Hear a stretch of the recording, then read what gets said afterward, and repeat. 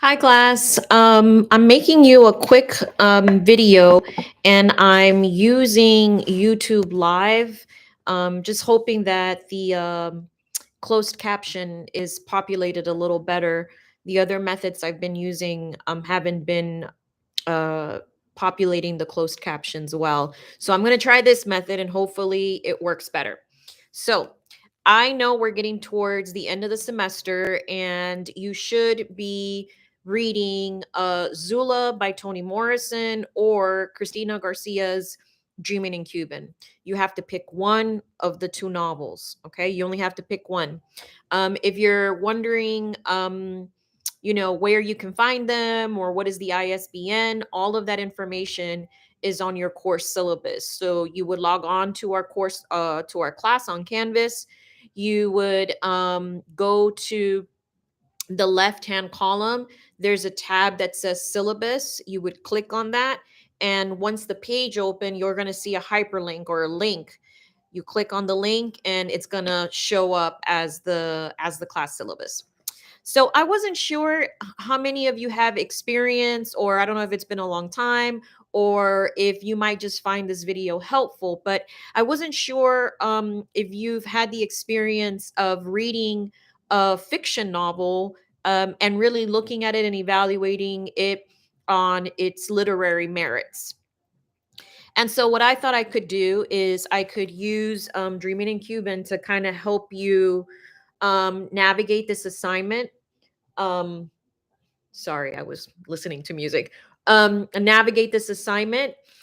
Um, and I wanted to kind of have you watch me maybe do a little bit of reading and start giving you a lecture and a possible idea on what you can write your paper on if you're reading Dreaming in Cuban. And a lot of the things that I'm going to share with you today are kind of like off the top of my head, like this is not rehearsed. I don't have a script, but also are very much applicable to Toni Morrison's Zula.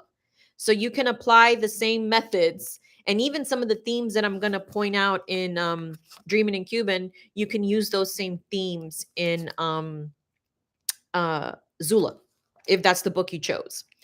So, what I want to focus on in Dreaming in Cuban, because I've read it already, I want to focus on the role of the characters and the narrators of the story. Who are all the players and what role or what function do they serve in the storytelling? One of the things that stands out to me the most is that each narrator in the story provides a different perspective, a different experience, a unique way of seeing things. Specifically, when it comes to the liberation of Cuba from colonial powers, but also what the experience was after the country, went through its liberation and a new government and leadership was put in place. So, what I'm going to do is I'm going to open up the book and I'm going to start reading this to you. Obviously, I'm not going to read all of it, but I want to show you a couple of great things. So, when you look at the book, if you have the hard copy, I'm not sure if I'm sure the digital copy has this too, but it has a character chart for you at the beginning of the book.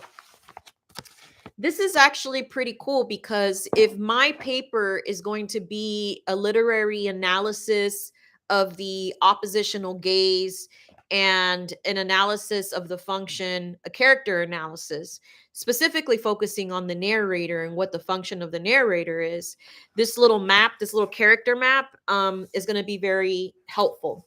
So if you look at the top of the character map, you'll see two names in the family tree, right? This is a family tree, which is Jorge del Pino and Celia del Pino.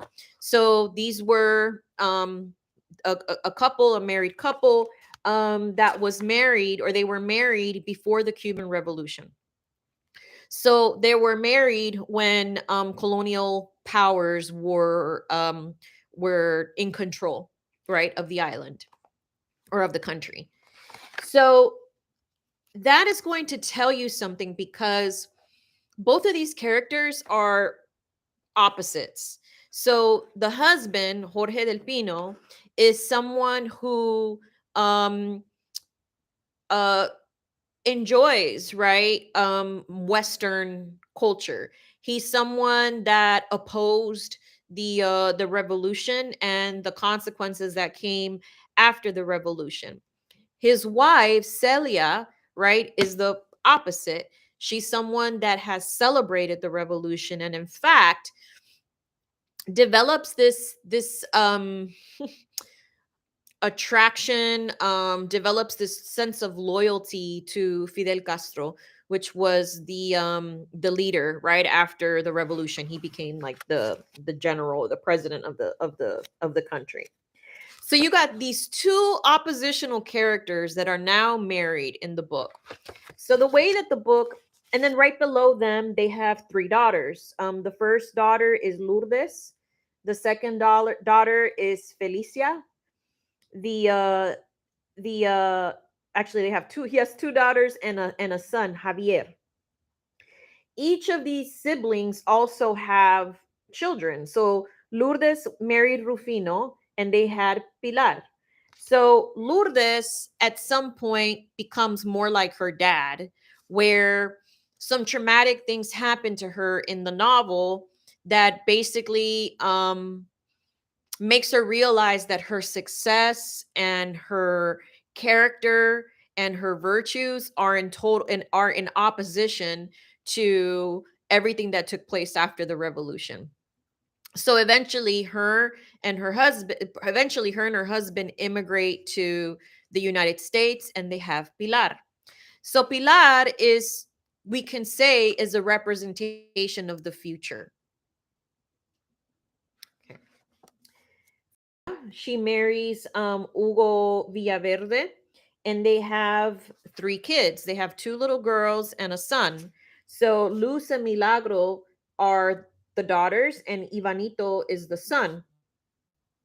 And those relationships are very unique because um, in the book, you'll see that Felicia's character unravels right before our eyes. And in the beginning, it's interesting because I was rereading the book for the class so that I can make this for you.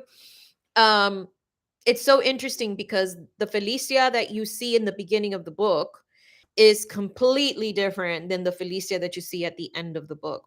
Versus Lourdes and her mother are very consistent, right? They're very like their disposition is consistent, the things that they find important are those things are consistent, but Felicia, you see a drastic unraveling as the story progresses.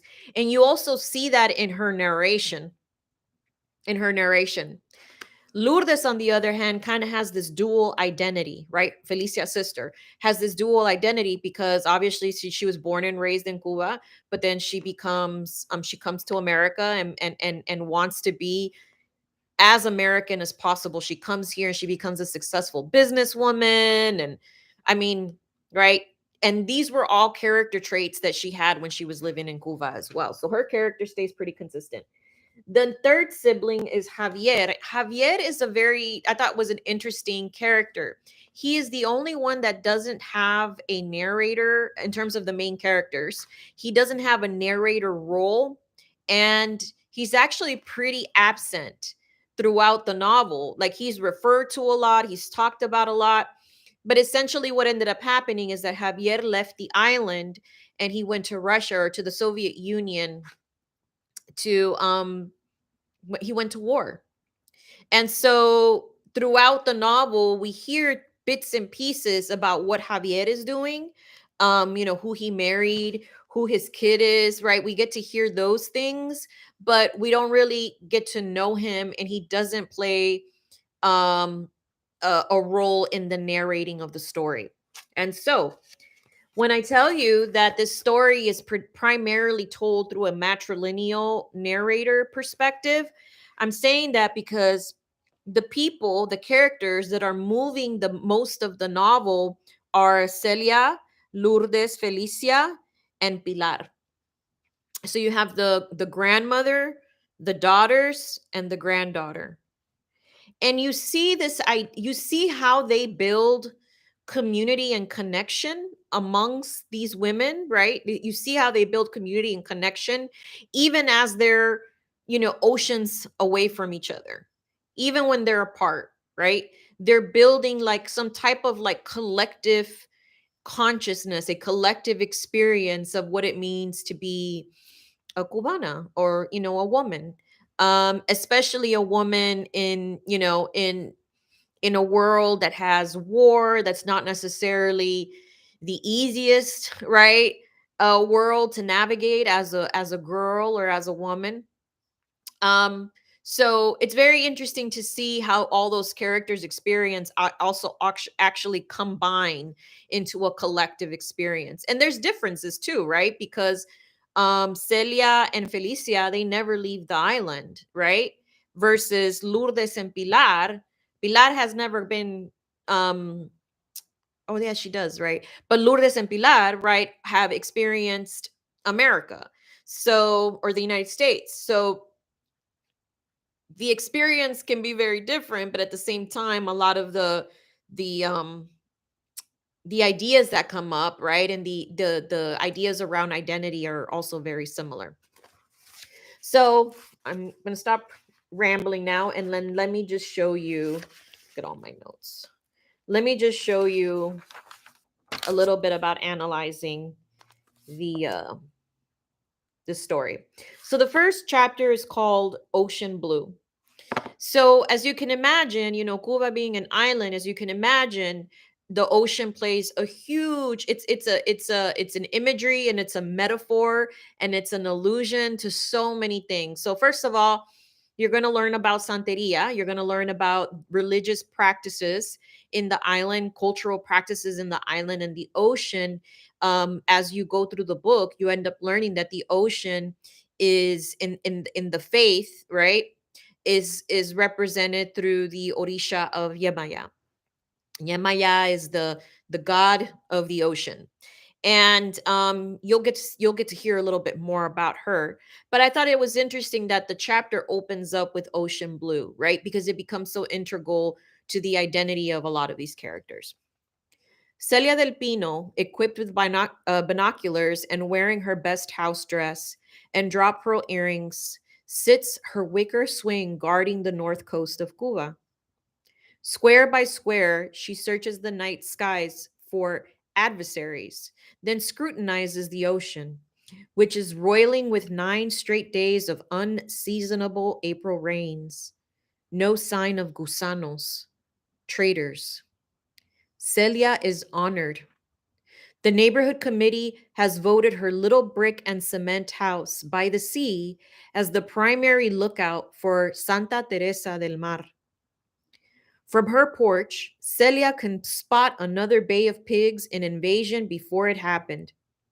She would be feted at the palace, serenaded by a brass orchestra, seduced by El Líder himself on a red velvet divan. So Celia, right, becomes the biggest advocate, the biggest representative, the protector of the coast. And if you know anything about the Bay of Pigs, I would suggest that if you pick this book, you could just Wikipedia it, or Google it. But essentially, it was the U.S. attempt to overtake or colonize Cuba again after they won their independence. And there was this whole thing around nuclear weapons, et cetera, which is so crazy because that's what we're dealing with right now, right? So she has this kind of fascination or obsession. You get to determine what you think it is with El Líder. El Líder is Fidel Castro. So now you begin to see, right, the way that Celia is the first example of how she at times um demigods a lot of the male kind of patriarchal figures of the story. One of them being her husband, the other one you'll learn about her lover, and then you have a leader. So you have these men that play these huge roles in her life, and most of them are imaginary or absent. So, as you're doing a character analysis, that's another thing that you might want to keep in mind, right? what characters have a lot of presence and why, and what characters lack presence or are absent but still play a huge role in the book, even though, we never hear them say anything, or we don't even see them on the storyline and just mentioned or just referred to. um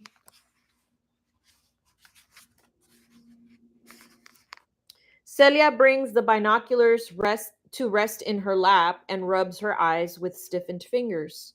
Her wattled chin trembles. Her eyes smart from the sweetness of the gardenia tree and the salt of the sea. In an hour or two, the fishermen will return, nets empty. The Yankees, rumors go, have rigged the island with nuclear poison, hoping to starve the people and incite a counter revolution. They will drop germ bombs to wither the sugar canes, blacken the rivers, blind horses and pigs. Celia studies the coconut palm lining the tree. Could they be blinking signals to an invisible enemy? So there are a lot of themes that come up in Dreaming in Cuban, and one of them is environmentalism and the connection with the earth. Now, as you already know, I'm sure that you'll learn that a lot of Western countries and a lot of Eastern or European countries have played a huge role in the pollution of the earth. Right, we see all the drilling that's happening in the Amazon right now. We've learned, right, how land was treated ever since colonialists came to the Americas from Europe. And so we've heard, and I mean, it's something as recent as, was it Standing Rock, right, where indigenous people were trying to protect the water from pollution and from contamination. You got the Snake River indigenous people like protecting the land because, there's nuclear waste that's going into the earth and going into the water. So the topic of environmentalism, or the theme of environmentalism, also pops up a lot throughout the book. So that might be something else that you might want to look at, right? How is the environment represented in the book, and what is the meaning behind it?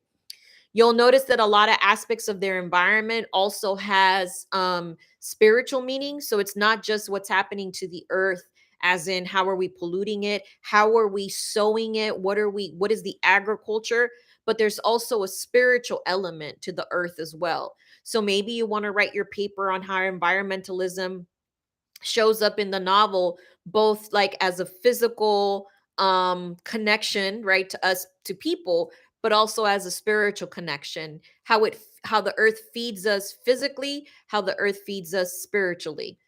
That's an idea, right?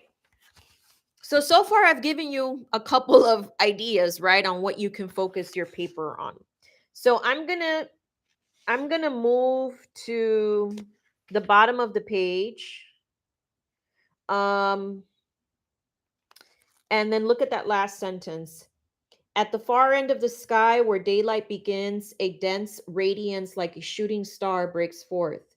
It weakens as it advances, its outline takes shape in the ether. Her husband emerges from the light and comes towards her, taller than the palms, walking on water in his white summer suit and Panama hat. He is in no hurry. Celia half expects him to pull pink tea roses from behind his back as he used to when he returned from his trips to distant provinces, or to offer her a giant egg beater wrapped in brown paper. She doesn't know why, but he comes empty handed. He stops at the ocean's edge, smiles almost shyly, as if he fears disturbing her, and stretches out a colossal hand. His blue eyes are like lasers in the night. The beams bounce off his fingernails, five hard blue shields. They scan the beach, illuminating shells and sleeping gulls, then focus on her. The porch turns blue, ultraviolet. Her hands too are blue. Celia squints through the light, which dulls her eyesight and blurs the palms on the shore. Her husband moves his mouth carefully, but she cannot read his immense lips. His jaw churns and swells with each word faster until Celia feels the warm breeze of his breath on her face. Then he disappears. Celia runs to the beach in her good leather pumps. There is a trace of tobacco in the air. Jorge, I couldn't hear you. I couldn't hear you. She paces the shore, her arms crossed over her breasts. Her shoes leave delicate exclamation points in the wet sand. So, as the story progresses, or as this chapter progresses, you learn that Jorge had to leave Cuba to the United States because he got sick. Her husband got sick. And she went to the US. He went to the US to get treatment. So, this basically forecasts his passing.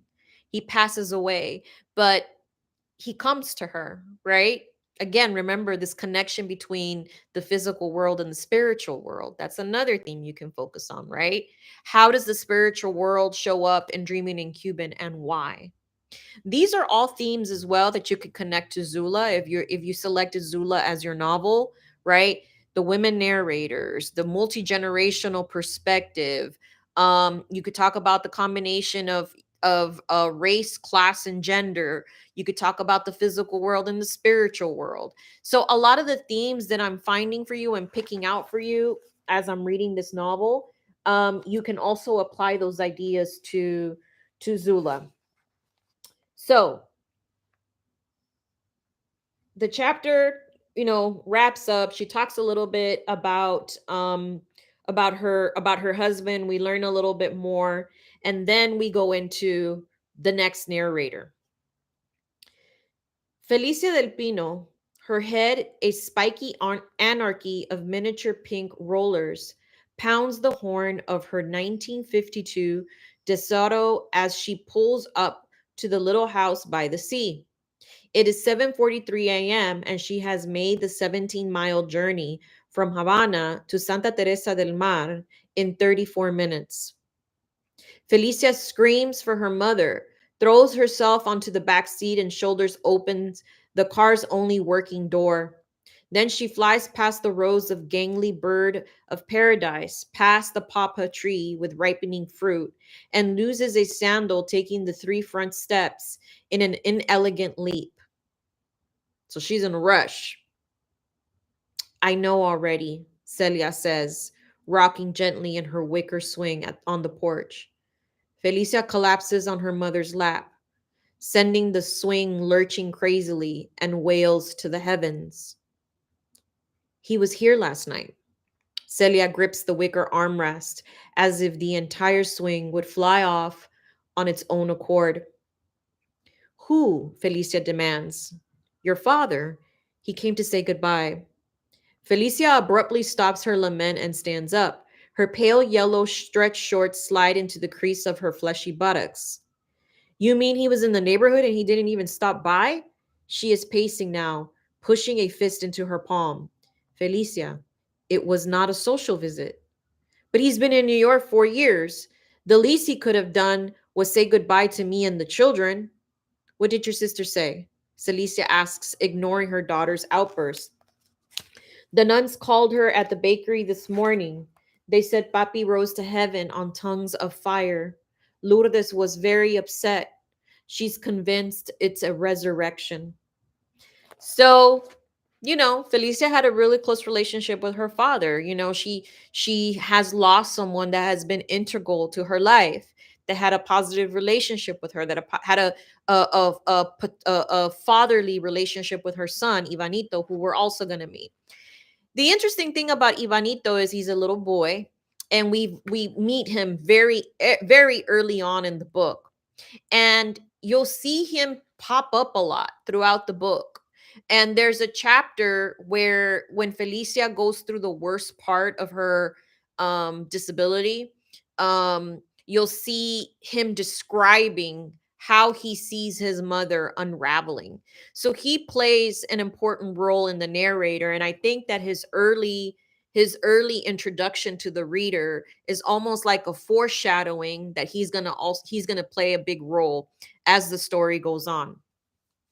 We kind of see that Felicia is someone that is very highly emotional, right? Very sensitive. And you're going to see also how her emotions sometimes, right? Not that the emotions are bad, obviously they're not, but her emotions sometimes get in the way of her happiness. And also kind of make her, not the emotions make her unstable, but her inability, right, to process her emotions. Um, Oftentimes she ends up making decisions against her best interest. So, I hope this was helpful. On chapter Going South, you're going to learn about Lourdes. And the story begins with Lourdes waking up next to her husband. He plays a role in the story, particularly in the point of the story where he and his daughter Pilar have exchanges and conversations. So he'll pop up as well, but he's more of a secondary character and a secondary he doesn't play a critical role as a narrator. So again, that's another point of analysis, right? What role do the male characters play in the story and why? Right? You could write your paper on that. So I'm going to leave it here because I hope that this was helpful. I'm going to leave it here for you. And I'm curious to hear how your papers are going. I'm curious to hear if you are finding the novel you selected interesting, if you're enjoying the reading. And I'm also curious to hear how your writing is going. Don't wait till last minute to start the paper.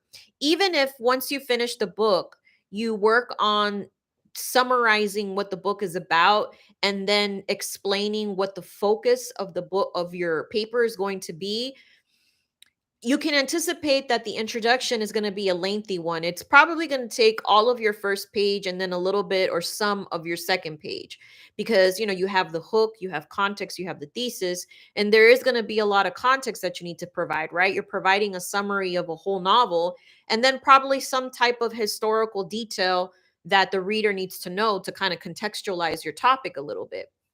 And then after that, you have to spend some time explaining what element of the novel, what your focus is going to be for your paper. So, if you have any other questions or if you have ideas on other lecture videos I can make for you, please let me know. And then as soon as I get my copy of Zula, I will make another follow-up video for those of you that are reading Zula. But again, the ideas that I'm presenting to you in this video are applicable to Zula, right? All the different ideas that I threw out here of ways that you can focus and analyze the novel, those themes that I talked about, they also apply to Zula by Toni Morrison. Okay. I hope this was helpful.